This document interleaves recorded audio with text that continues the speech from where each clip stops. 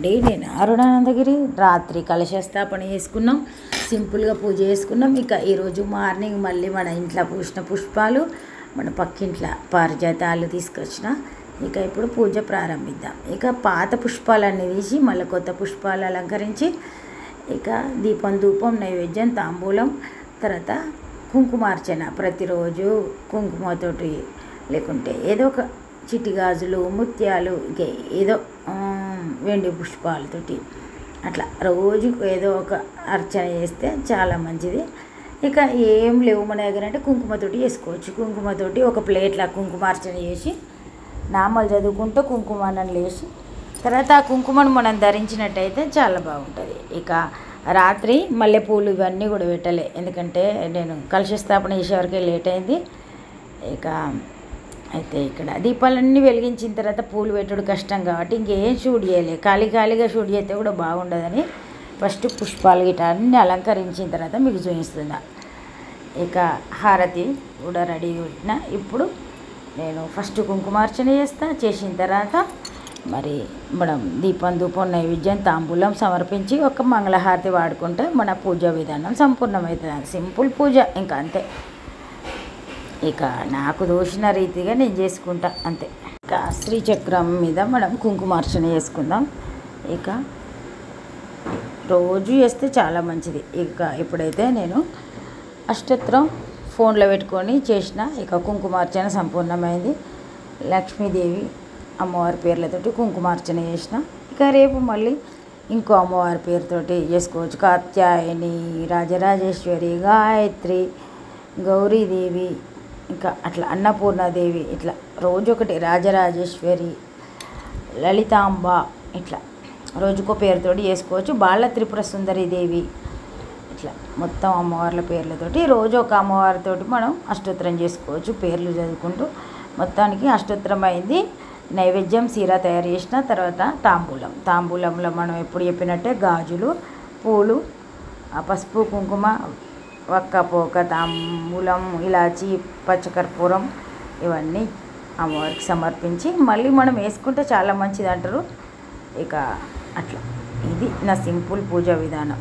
జనని శివకామిని జయ శుభకారిణి విజయ రూపిణి జనని శివకామిని అమ్మలగన్న అమ్మవు నీవు అఖిల జగాలకు జగతివి నీవు నీ చరణములే నమ్మితి మమ్మ నీ చరణములే నమ్మితి మమ్మ శరణు గోరితి మమ్మ భవానీ జనని శివకామిని జయ శుభకారిణి విజయ రూపిణి జనని శివకామిని నీదరినున్న తొలగు భయాలు నీ దయనున్న కలుగు జయాలు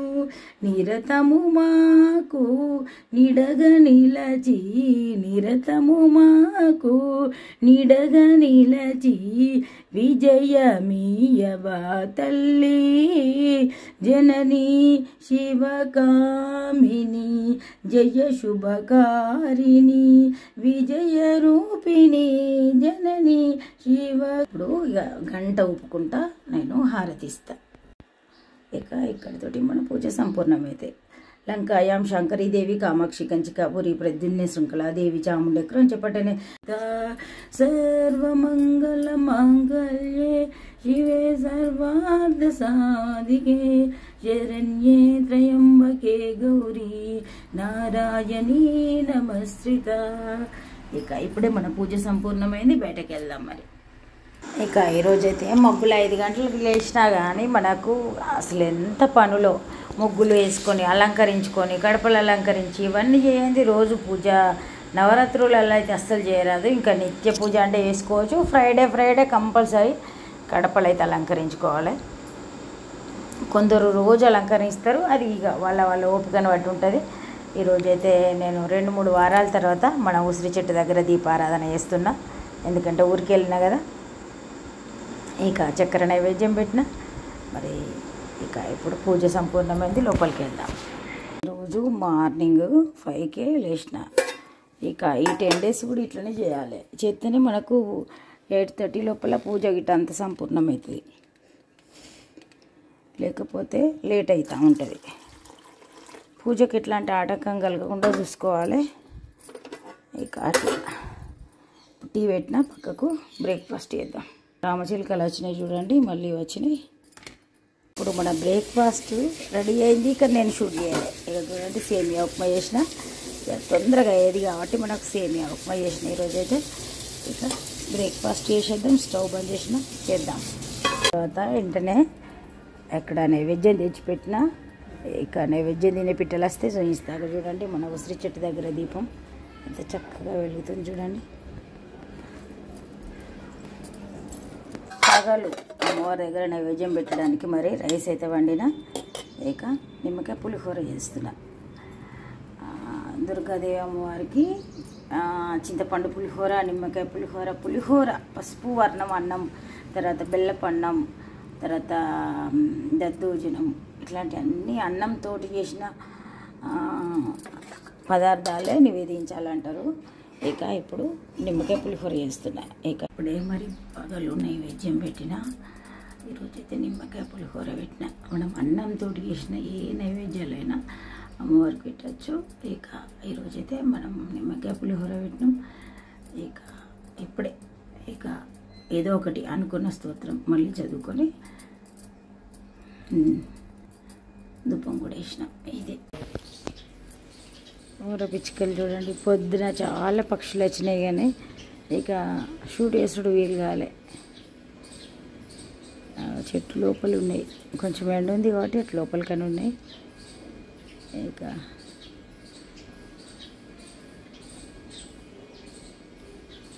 అది చూడండి, పిట్టలన్నీ పైన ఆడుకుంటా ఉన్నాయి. అక్కడ ఉడత అల్లరి, ఇక్కడ చిట్టి పక్షులు, ఊర పిచ్చుకలు. ఇక ఇట్లా ఉంది వీటి సందడి. మరి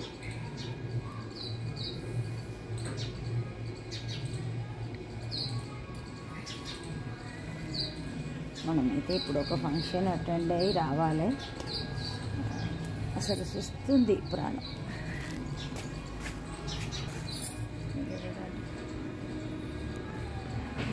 నీరసంగా ఎట్లా ఉంది ఆరోగ్యం.